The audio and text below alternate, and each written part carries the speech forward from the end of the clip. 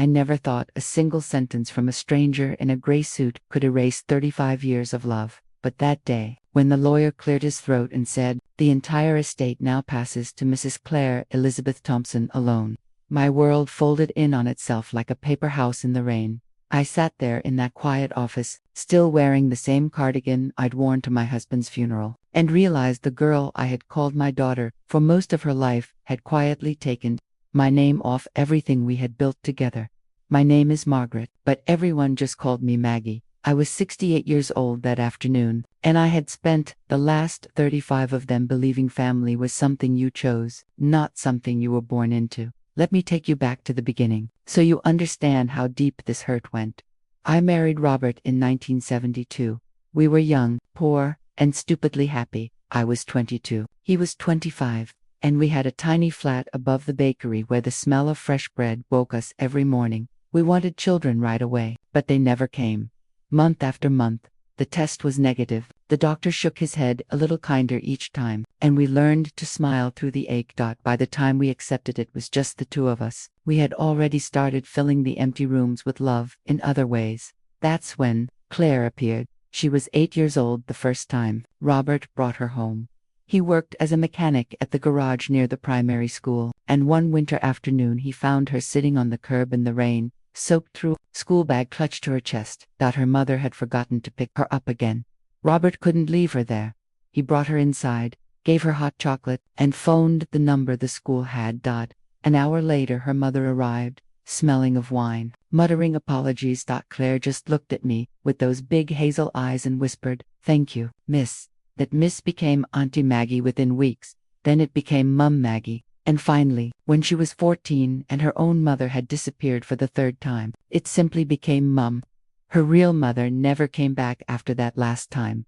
There were postcards for a while. Portugal, Grisol was promising to send for Claire soon. They stopped coming when Claire turned 16. By then, she was living with us, full-time. Robert and I sat her down one evening after supper and asked what she wanted. She cried so hard she could barely speak, but when she could, she said, "Can I stay here forever? Can you be my real parents?" We went to court the next year. On the day the judge signed the adoption papers, Claire clung to me in the hallway and said, "I finally have a mum who wants me." Held her so tight I felt her heart beat against mine. We were a proper little family after that.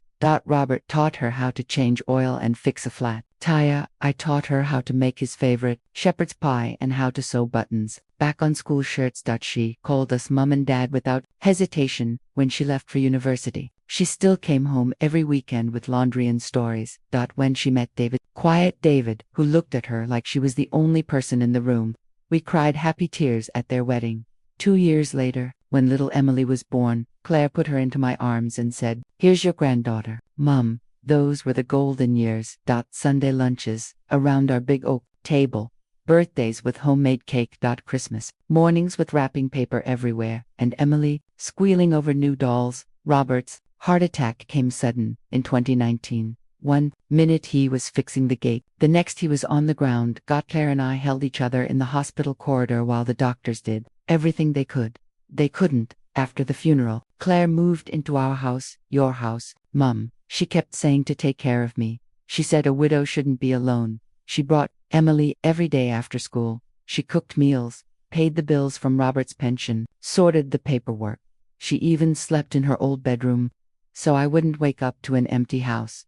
I thought it was love. I see now there were tiny cracks I ignored.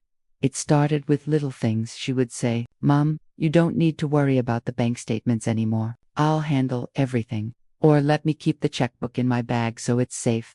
I was grieving. I was tired. I let her. When I suggested updating the will just to make sure Emily would be looked after if anything happened to me, Claire hugged me and said, "Mom, nothing's going to happen to you. Let's not talk about sad things." I should have noticed how quickly she changed the subject. Months turned into years. Emily grew taller, started secondary school. Claire redecorated the living room to make it brighter for you, Mum. She replaced the old curtains I'd sewn with Robert with new ones from a fancy shop. She hung new pictures, photos of her, David, and Emily. Our wedding photos stayed on the mantelpiece, but it was pushed to the back. One afternoon, I found her in Robert's study, going through his old files. What are you looking for, love? I asked. She jumped a little, then smiled. Just making sure all the house papers are in order. You never know. I thought she was being thoughtful. I started feeling unnecessary. Claire would have friends over for coffee, and they'd talk about schools and holidays I knew nothing about. When I walked into the kitchen, conversation paused for a second, then carried on. Emily still ran to me for hugs, but even she started calling me Nana Maggie instead of just Nana. I told myself it was nothing. Children grow, life moves forward. Then came the day I needed my pension book to renew my bus pass. I looked in the drawer where I always kept it. It wasn't there. I asked Claire. She was washing dishes, sleeves rolled up, humming along to the radio. I put all your important papers in the safe. Mum, it's better that way. She dried her hands and fetched it for me. No fuss. But something in her eyes was different. A flicker I couldn't name. The real trouble began when I fell. It was silly, one wet step outside the back door and I was on the ground. Hip screaming, the ambulance came, the hospital kept me for 10 days. Claire visited every day with Emily, brought grapes and magazines. She held my hand while the doctor explained I'd need care for a few weeks. When they talked about a rehabilitation home, Claire said firmly, "No, she's coming home with us. I'll look after her." And she did. She turned the downstairs dining room into a bedroom for me. She hired a private nurse for the daytime hours. She cooked soft foods and helped me to the bathroom when my legs wouldn't hold me. Was so grateful. I cried into her shoulder one night and told her, "You're the best daughter any mother could ask for." She stroked my hair and said, "Don't be silly, ma'am. This is what family does."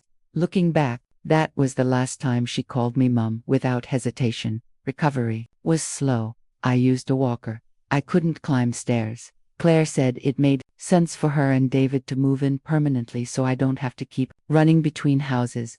David worked from home anyway. Emily loved having her Nana downstairs. I agreed it felt right, but little by little, the house stopped feeling like mine. My armchair was moved to make room for David's desk. My knitting basket disappeared. When I asked about it, Claire said, "Oh, I put it in the attic so it wouldn't get knocked over." Friends who used to pop in for tea stopped coming, Claire said. She told them I was sleeping. Mail started going straight to her. She said she was saving me the bother. One evening I heard her on the phone in the kitchen. I was in my little bedroom with the door cracked open. She was speaking low, but I caught words. "Yes, power of attorney. Once it's done, she won't need to worry. No, she trusts me completely. The house will be safer in our names anyway." My stomach went cold. I told myself I was being paranoid. Old people get funny ideas. I'd read that somewhere, so I said nothing. Then came the morning. She sat on the edge of my bed with a cup of tea and a gentle smile. "Mum," she said, "the doctor thinks it would be good for you to have everything properly organized, just in case." She placed some papers on the blanket. "It's a lasting power of attorney. It means if you ever can't make decisions, I can do it for you. It's only sensible." I looked at the pages. They were thick. Legal words swam in front of me. I trusted her. I signed.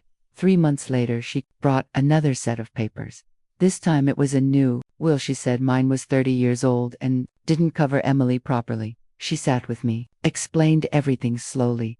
She said it just made sure the house would go straight to her and David so there'd be no taxes or delays for Emily. One day, I'd still live here as long as I wanted. Of course I would. It was still my home. She kissed my forehead when I signed the second time. I told myself it was love. Time passed. My hip got better, but I never got my strength fully back. I spent more days in the chair by the window, watching the seasons change in the garden Robert and I had planted together. Claire was busy. School runs, life. She was kind when she remembered. She brought me cups of tea, asked if I needed anything from the shops. But the hugs grew quicker. The "I love you, Mum" came less often. Emily still came to me for stories. She'd curl up on the footstool and rest her head on my knee while I told her about the old days. One afternoon she whispered, "Daddy says when you're gone the house will be mine one day." I laughed and said, "Well, not for a very long time, darling." She looked confused. "Nana, you are quite old." Children are honest. I started noticing how Claire corrected people who called me her mother. At the doctor's she'd say, "No, I'm her daughter-in-law." Well, sort of. It's complicated. At the supermarket, she introduced me as Maggie, who I look after. I felt myself shrinking. Then my 72nd birthday came. Claire organized a little tea party, just the four of us. She baked a Victoria sponge, put candles on it, Emily sang. David took photos. Claire gave me a soft new cardigan and said, "Happy birthday, Maggie. We're so glad you're still with us." Maggie, not Mum. That night I cried quietly into my pillow so no one would hear. A few weeks later, I had a small stroke. Nothing terrible, just enough to muddle my words for a day or two and make my left hand shaky. The ambulance came again. Claire followed in the car, and the hospital. She held my hand while they did scans. She looked worried. When the doctor said I could go home in a few days, she nodded and squeezed my fingers. 2 days later she brought more papers. She sat beside my hospital bed and spoke very softly. "Mum, Maggie, the doctors say another stroke could be serious. We need to make sure everything is protected." She had a deed ready. It transferred the house into her and David's names, but with a life interest for me. That meant I could live there until I died. Then it would be theirs straight away. No probate, no fees. She said it would save Emily a fortune one day. My head was foggy. The pen felt heavy. I signed. I came home to the same house that no longer carried my name. After that, things changed fast. Claire hired a carer to visit twice a day. She said it was to help me, but really it was so she could go back to work full time. The carer was kind, but she wasn't family. My meals came on a tray. I ate alone in my room while they ate in the kitchen. Sometimes I heard laughter through the walls and felt like a guest. Emily still visited, but Claire started saying, "Don't tire Nana out." The door to my room stayed closed more often. I began hiding little things: Robert's war medals, my wedding album, the locket with our pictures inside. I put them in a biscuit tin under my bed. I didn't know why at the time. I just felt safer knowing they were still mine. One rainy Tuesday the carer didn't come. Claire popped her head in and said she'd be out all day, something about the solicitor. I sat by the window watching water run down the glass and wondered if Robert could see me from wherever he was. I think I fell asleep in the chair. When I woke, Claire was standing over me with a suitcase. A small one, pink, the one I used to take on holidays years ago. "Mum," she said, and her voice was gentle, the way it used to be. "We need to talk." I knew then. She sat down and took my hands. Her fingers were cold. She told me the doctor had been very clear. After my stroke, I needed proper care, 24-hour care, the kind only a nursing home could give. She had found a lovely place, not far away, quiet, good food, people my age to talk to. She said the house was too big for me now. Too many stairs, even with the chairlift. She said Emily needed her own space to grow up. She said it was time. I asked if I could stay just a little longer, until Christmas. Maybe. She shook her head, eyes shiny. "We've already paid the deposit, ma'am. They have a room ready tomorrow." Tomorrow. She told me I could take my clothes, my photographs, a few books. The furniture would stay belonged to the house. Now, my house. I asked about my biscuit tin. She looked blank. I didn't push it. That night, I didn't sleep. I sat in the dark holding Robert's locket and listening to the house breathe around me. Every creak was a memory. The floorboard by the kitchen that always squeaked. The way the front door stuck in wet weather. The soft thud of the letterbox when the post came said goodbye to each one. Morning came gray and cold. The carer helped me dress. Claire packed my case with neat folds. She put my wedding album on top so it wouldn't get bent. Emily cried and clung to my legs. David loaded the car. Claire kissed my cheek and said, "This is best for everyone, Mom, you'll see." The nursing home was clean and smelled of lavender polish. My room looked over a car park. The bed was narrow. There was a small table and one armchair. A nurse welcomed me, showed me the dining room, the activities lounge. Claire stayed an hour. She arranged my few photographs on the WINDOWSILL. Then she hugged me quickly and said she'd visit at the weekend. She didn't. Weeks passed. Emily came once with David. She brought a drawing. Claire sent texts. "Busy week, we'll pop in soon. Hope you're settling." I settled. I had no choice. I made friends with Gladys in the next room. We played cards. We watched the news together. At night I held Robert's locket and whispered to him about our girl. 6 months later, Gladys had a visitor solicitor. It turned out her son was trying to do the same thing. She showed me the paperwork. Her lawyer had drawn up to fight it. Something woke up inside me. I phoned the Citizens Advice Bureau from the payphone in the corridor. A kind woman listened for a long time. She told me about undue influence, about capacity, about rights. She gave me the number of a solicitor who helped older people for free. His name was Mr. Patel. He came to the nursing home with a gentle smile and careful questions. He listened while I told him everything. He asked to see every document I had signed. I still had copies Claire had left in my drawer. He read them slowly, frowning in places. 2 weeks later he came back. He brought a folder. He said Claire had used the power of attorney to change everything while I was still capable. The transfer of the house could be challenged. The will could be challenged, but it would be hard and expensive, and it would mean going to court against the only daughter I had ever known. I sat quietly for a long time. Then, I asked him to try. The court case took 18 months.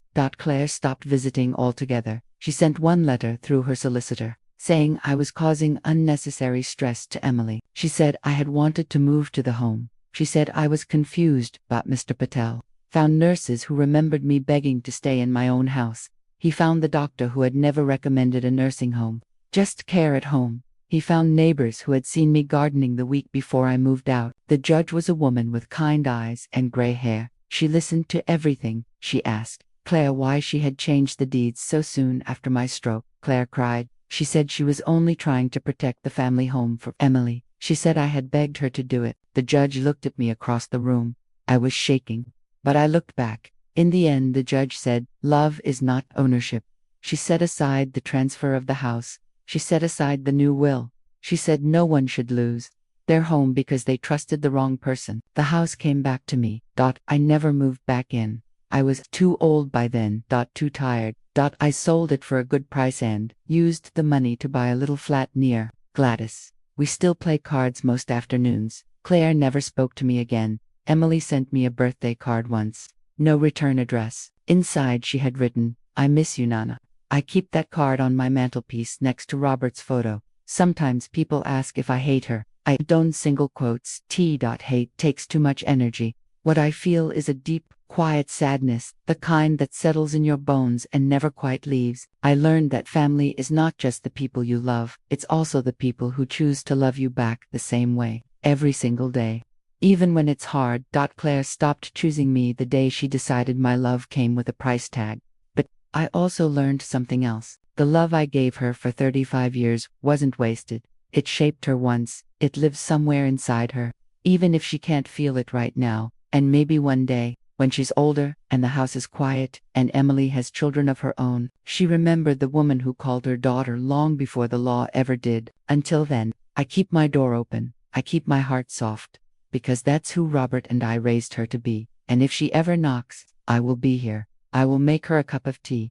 And I will call her my daughter again. Because some things, once given, can never be taken away, not by lawyers, not by signatures, not even by broken trust. Love, real love, leaves a mark that lasts forever. Thank you for listening to my story. If you're holding someone's hand right now, hold it a little tighter. Tell them you love them while you still can. Family isn't always blood, but trust. Trust is everything. Good night, dear ones. Sleep gently.